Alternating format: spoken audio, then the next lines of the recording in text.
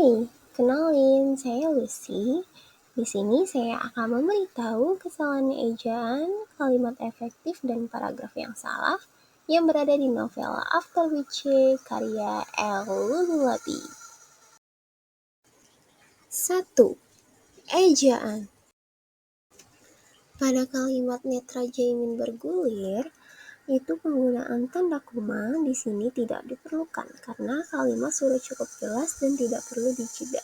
Jadinya, pembenarannya adalah Netra Jaimin bergulir ke arah sumber cahaya redup di sisi kamar.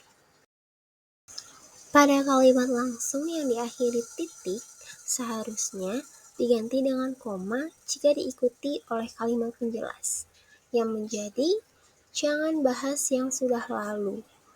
Im Doyoung sepertinya diam-diam masih menyimpan dendam.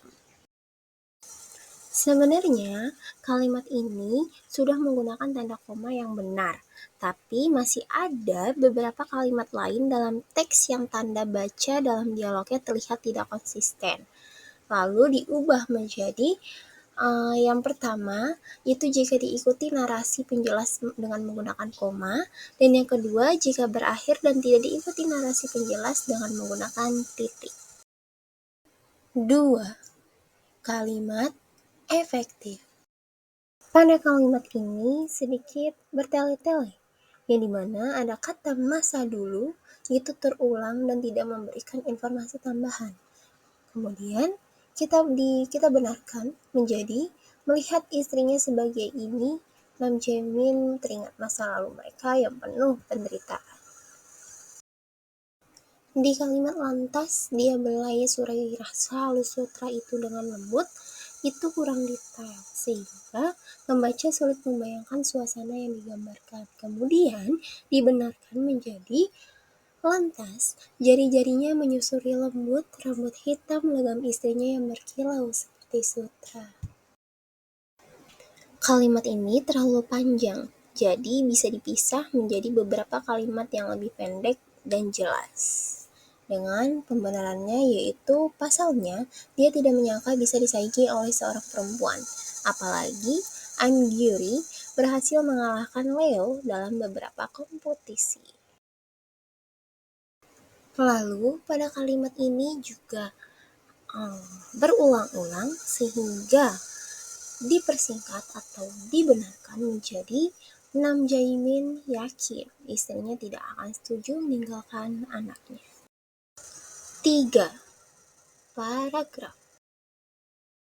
Di dalam paragraf ini terdapat kalimat topik, ide pengontrol, dan koherensi yang dimana kalimat topik ini memberikan gambaran umum tentang kondisi tokoh, lalu ide pengontrol yaitu kondisi fisik dan mental tokoh, dan terakhir yaitu koherensi yaitu tentang alur cerita yang mengalir dengan lancar.